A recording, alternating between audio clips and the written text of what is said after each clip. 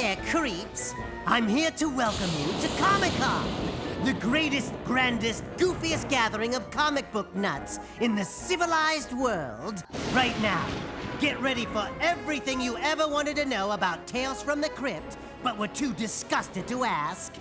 I've got some nauseatingly knowledgeable know-it-alls for you who will fill your foolishly frightened heads with fiendish facts on scary scenarios from our palpitationist past.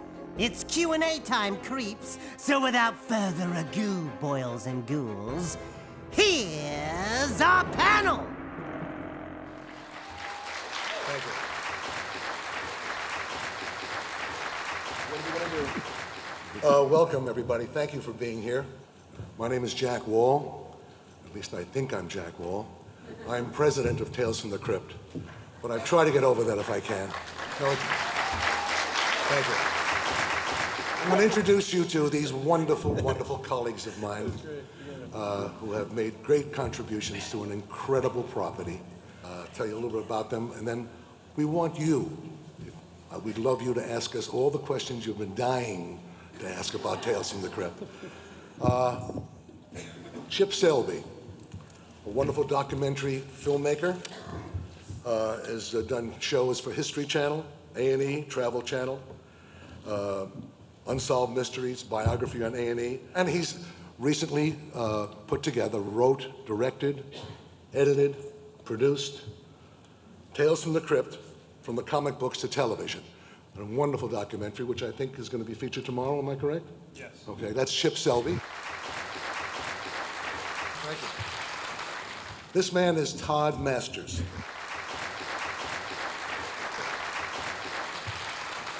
Todd is one of the premier makeup special effects people in movies and television. Did all of the special effects makeup on the entire series of Tales from the Crypt. Brilliant, brilliant, brilliant, brilliant person.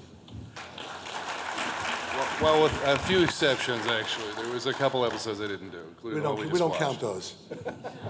On the far end there is the one and only voice of the Crypt Keeper, John Kassir. Thanks for coming out, creeps. Dear fans. I've worked with John on many, many projects connected with Tales from the Crypt. I will tell you, as a writer and a producer, he gives actors a good name. He is brilliant, cooperative. I trust his ear anytime. We did a wonderful Christmas album together called Have Yourself a Scary Little Christmas. But he is just wonderful. I love you, John.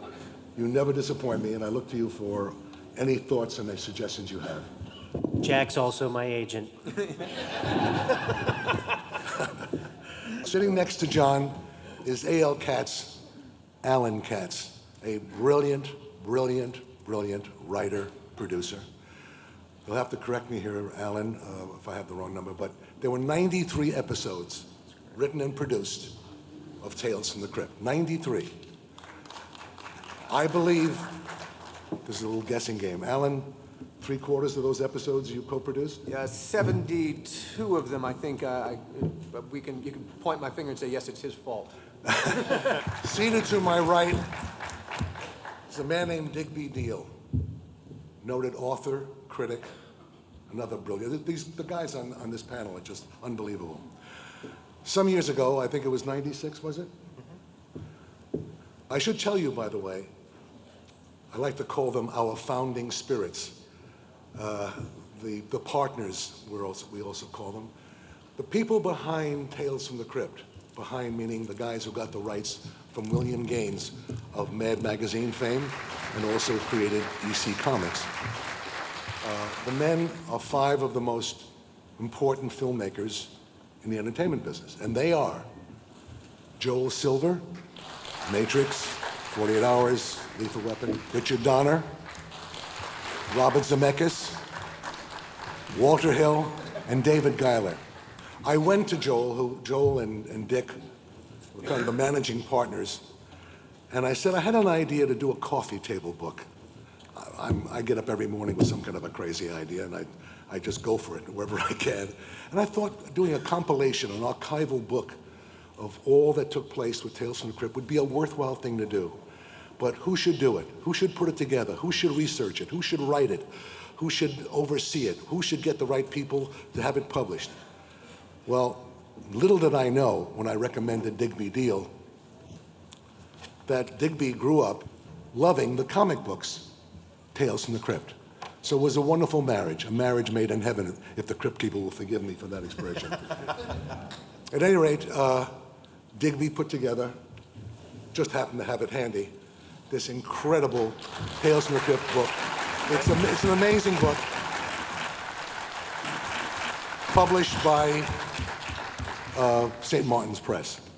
I think, now that we've mentioned Digby and his contribution to this wonderful book, I think it would be a good idea, before we get into other aspects of Tales from the Crypt, I'd love to hear from you.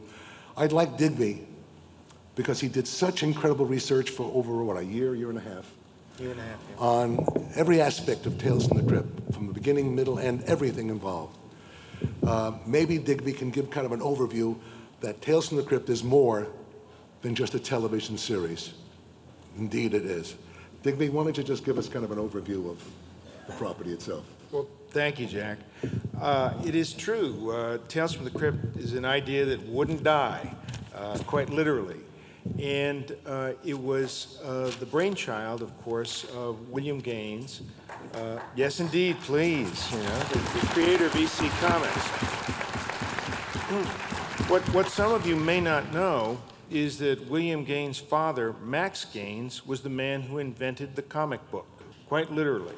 In 1933, he was a printing salesman who was looking for a way to keep the color presses going at Eastern Color Company, and found a brilliant way and created the whole genre. And of course, his son created some of the most brilliant comic books that ever were invented. Max Gaines was killed quite terribly in an accident in 1947. His son didn't even want to take over the comic book business. It was originally called Educational Comics, and Bill changed it shortly to Entertaining Comics. And he started to do comics of a sort that his father never imagined. His father's comics were definitely very educational. His father's comics were about the Bible. His father's comics were about history. Indeed, Bill and Al Felstein, a great combination, they were all lovers of the old pulp fiction. They were all lovers of old radio. And they began to do comics based on exactly that same concept. For example, I'm sure John knows that the Crypt Keeper really developed out of the fact that Bill Gaines would sit and read aloud to the entire staff whatever the latest Tales from the Crypt stories were. And sometimes they would make remarks and so on, and they started making puns. And of course, they caught on that the puns were very, very funny, and they created a character to go with the puns, and Al Felstein did the first drawing of him, and that was how the Crypt Keeper came about. The story, however, really is miraculous in that the comic book business took a terrible hit, a political hit. It was big in the 1950s, partially because fear was something that people were living with, a very vague fear. Mushroom clouds, the idea of extermination camps. World War II was still hanging over people, even though they were living in very prosperous times. And it's interesting to me that, you know, as many of you may know also, the very first horror stories or frightening stories were things like Frankenstein and the Dracula, and they all came out of the Industrial Revolution and the horrors that people were facing then. So it may be a manifestation of sort of subconscious stuff, one way or the other. What I think is very interesting, though, is that the comic books were basically put out of business by the Kefauver Committee. They decided that the comic books were the cause of juvenile delinquency. And so that was it. They're going to put the comic books out. And as you've noticed, it's ended juvenile delinquency. It was a wonderful They're thing. not? Let's all go home. Right. Well, at any rate, they have come back over and over again. And the thing that has kept them alive over and over again are the fans. The fans have just stayed with Tales from the Crypt through the movie versions, through the television versions. And I am sure as I'm sitting here that in 100 years, there are going to be many, many more interesting versions. We now have the DVD versions that we're celebrating. I think there are going to be lots of other versions of Tales from the Crypt that we're all going to be enjoying 100 years from now, because I think it's a great series of stories, great art that started it, and it's been continued by the men that Jack just talked about in a great television series, which, by the way, actually ran longer than the comic book did, the original comic book. The 93 episodes really lasted longer than the comic books did. Well, I'm going to stop now because I think I've thrown out a few ideas, and we'll go from there. Terrific. By the way, apropos of what Digby just said, as the Crypt Keeper would say, the beast is yet to come, would you say, John? Okay, I don't know whether to have you guys have some questions about Tales, or would you just like us to talk to you about it? There's a hand out there, Jack. There's a hand right there. Let's be Lucy. Anything you have to say. Go ahead. Whatever happened to the third Tales from the Crypt movie? The third movie. The first movie was Demon Knight. Second was Bordello of Blood. The third one we were talking about just a moment ago, which we did with Miramax. It ran into some problems in terms. It was based on I Walk with the Zombie. They walk with zombies. And it may be released or it may go right to video. Tim Curry was in that, if I'm not mistaken? Tim Curry is in that. You're absolutely right. We were actually just talking about another movie that was never made called The Dead Easy. Oh, that's right. Well, it was actually, if you look at the end of Demon Knight, it says coming soon, The Dead Easy, and that was a really great script that Alan, I think you wrote, didn't you? Alan and Gil. Yes. Yeah, we started out to do this movie called Dead Easy, which was completely different as anything could be from Demon Knight. It was a dark, psychological thriller horror movie that I don't think had a single laugh in it. And at the 11th hour, in fact, I think it was about a minute or so before midnight, for various, let's just say, political reasons, the plug was pulled on that, and instead we did Demon Knight. We did Bordello of Blood, which very different kind of a movie. I don't know that it. Well, I think had we done Dead Easy, I think you all would have been quite thrilled with it. It was a great dark movie that took place in New Orleans about a guy who suddenly has a recovered memory from his childhood and a frightening Harlequin character. And, oh God, maybe someday it will be resurrected, as it were. John, you know what might be fun? What's that? I know we've talked about this in one of the interviews.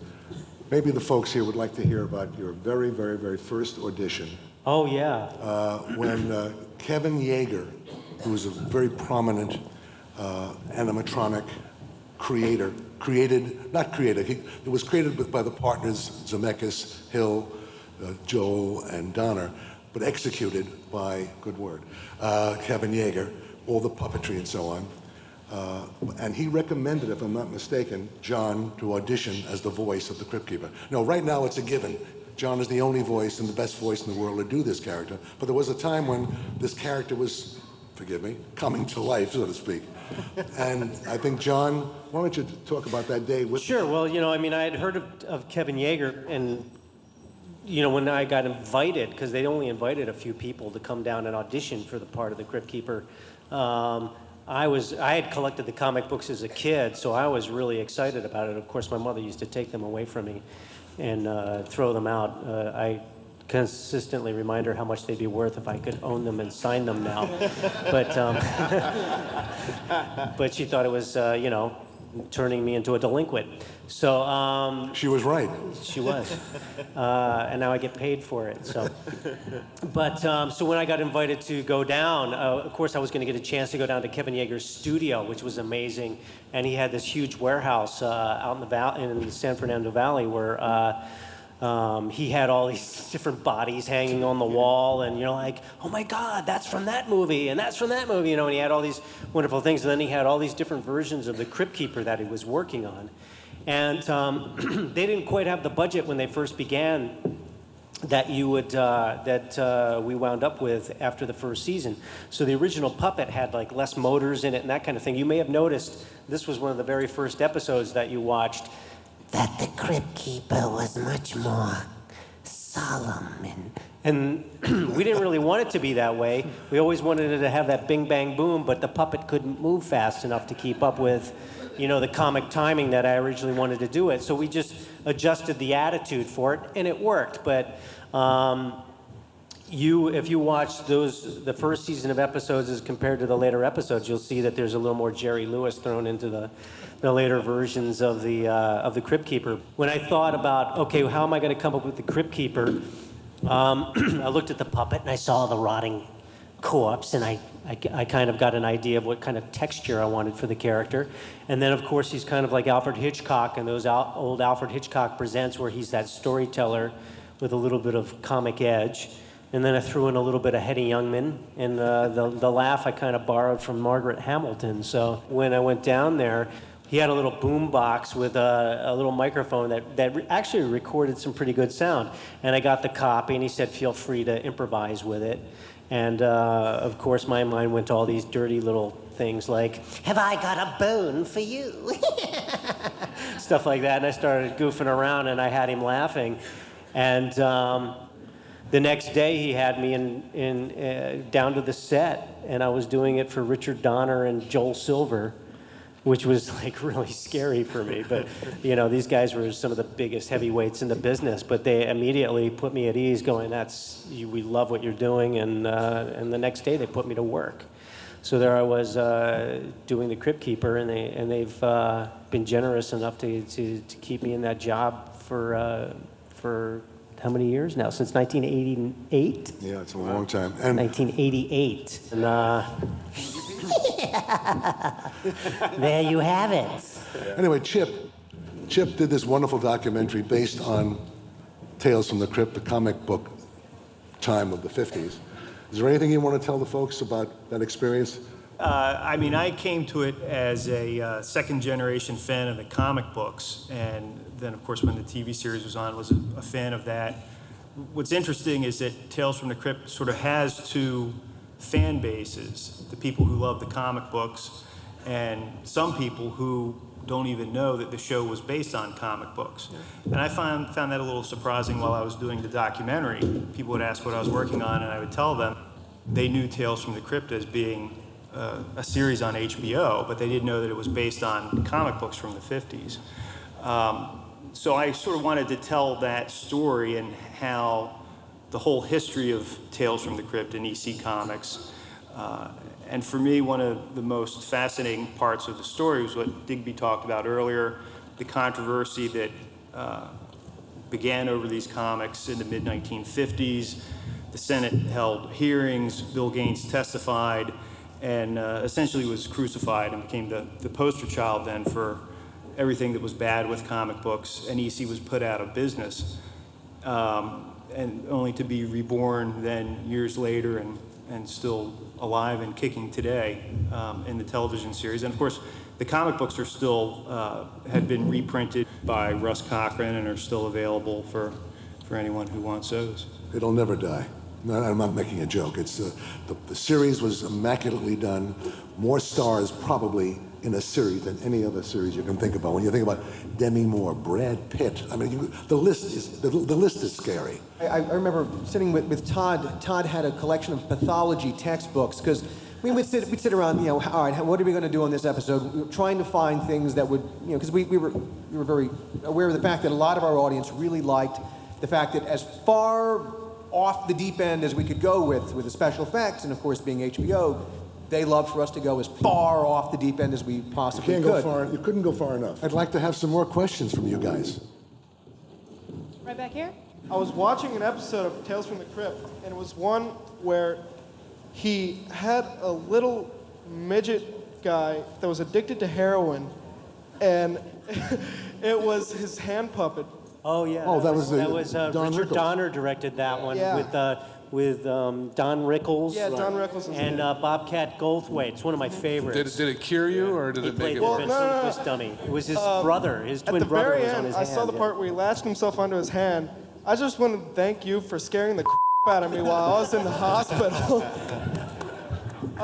But there was something else I wanted to ask you. Excellent. Was this a hospital or a psych ward that you were in when they were showing that? I had to get an ultrasound. It was really weird. Don't bother. Anyway, what was it? There was an episode when I was real little. I remember watching the episode, and there was a part where a guy had a parrot's beak attached to his face, and there was a saw and feathers flying everywhere. Do you know what I'm talking about? Which one? He had a what attached to his A face? guy had a parrot's beak attached to his face. A parrot? Yeah. Dude, I think it left was that the more one of an down in the- It grew I out think of his that one face. episode left more of a thing on your head than you think. Well, because I remember Was that one of the later episodes? Do you remember? it was one of the later ones. He had a parrot's beak growing out of his face. There were several Alan? people. Alan? Are any of us wearing parrot's beaks Yeah. right now? This was, Well, in England. yeah, this is one that was produced in That was the England. series done in the last season was done in England, and I believe it was the episode. No, I'm kidding. No, the parrot's beak? Yeah, there was a parrot's Yeah. beak that popped out. It was a bird's beak that's in the book. Birds. actually. Yeah. Yeah, that was done in England, of all places. I think. Oh, that was one of our British episodes. was, Yeah. I'm trying to think of that. Okay. Well, at any rate, I'm glad it You know, affected you. Ewan McGregor was in one of them. Who else? yes. Ian McGregor. Some more questions. We have another question right here. Question right here. Yes. I had picked up several years ago the CD package of the old radio program style stories, Right. and I was wondering if you guys had plans to maybe do more of those, release out some of those. You talking about the radio, the audio The, version? the audio versions, Oh, yeah, the well- audio stories. Well, as a matter of fact, now that you bring that up, yes, we did that with sci-fi.com on there. Yeah. We did 6 or 7 episodes, and there's no question that doing horror, scary material for audio is even more effective, all due respect to picture makers, than you can possibly imagine. We hope to do more. It's always a matter of getting somebody to, Well, follow that, through with with that it. in mind, we had Budweiser, Anheuser-Busch, who we're very close to, was very interested and still is interested in maybe doing something really special. But the real good news, I can't say for sure, but I have been in discussions with both Sirius satellite radio and XM to do exactly what you're talking about. Yeah, that'd be great. And that would be a lot of fun to do. This is a good time to do it for those guys. Yes. I want to know what your favorite episodes are from each one. Okay. She wants to know what our favorite episodes are. Okay. Chip, why don't you start? My favorite is was the pilot by Robert Zemeckis and All Through the House. All Through the House. That episode also was the truest to the real form of the comic book. Yes. In fact, I think Zemeckis said that he used that comic book story and the panels and used some of those as actual storyboards. And when you look at the final shot with the Santa Claus, he comes in, and you compare that with the panel in the comic book, I mean, it's an exact match. Well, that's a very good point, Chip. As a matter of fact, I think Joel mentioned in one of the interviews when he did 48 Hours as a very, very young, aspiring producer. He got a very good break. And he worked with Walter Hill. And that's when they both discovered that they both had loved the Tales from the Crypt comic books. And there was an episode, Alan, you can help me here, the episode called On a Dead Man's Chest. Yes, well, that was the Billy Friedkin episode on the Dead Man's Well, Chest. the point that's interesting about that is where this character, this serpent, comes out of the chest. Yeah, it was a tattoo that comes to life. But what's interesting was that Walter, who had done the original Alien, of David where that particular idea, where that character came out of, which was the scariest part of that movie. So, and that came, and he said that he got that idea directly from the comic book pages of a creature or a character coming out of the chest. Todd, favorite episode? Was the episode with Meatloaf and Christopher Reeve and Judd Nelson, just because of all the bizarre things that happened behind the Yeah, scenes. that was one of my favorites. You wrote that, Alan. I did. But okay, I'm biased. Sorry, but a straight line. I couldn't walk away from it. Oh God, you caught me right there. Well, Do you remember the funny story about that? yeah, One of the many funny we stories. cast Meatloaf, right? The whole thing about casting Meatloaf. Then I had to inform him that we had to make a full nude body of, a dummy body to hang in the meat locker that we could actually chop steaks out of. And so we had to cast Meats. His nickname is Meat. We had to cast his head, and then we went out all over Van Nuys, California, looking for a really big guy that we could fuse together. And Meatloaf hated that. And You could do like a whole Who's on First routine with that. Like Totally, yeah. Meatloaf is on the Atkins diet. No, it's not. I've looked through the book. No. Meatloaf lost weight. He's on the Atkins diet. No, it's not. I've read it many times. Steak is on there, John? but Meatloaf is not on the because you use bread and the. No. Meatloaf. John? Yeah. Hello. Hi, John. Did you hear Meatloaf is on the Atkins diet? The what? The what? I didn't hear. I don't think meat's Did I ever miss a going to good do another joke? diet again, actually. What did you say, John? I'm sorry. No. You're sorry. Yeah. Go on. John, favorite episode? My favorite episode was The Man Who Was Deaf. It was really cool style. He got Ry Cooder to write the music, and it had that style William Sandler talk to the camera, and had that it's a dirty job. Somebody's got to do it kind of thing. And then in the end, of course, the Crypt Keeper is frying himself and really getting off on it, which I thought was one of the most fun parts of it. It was like.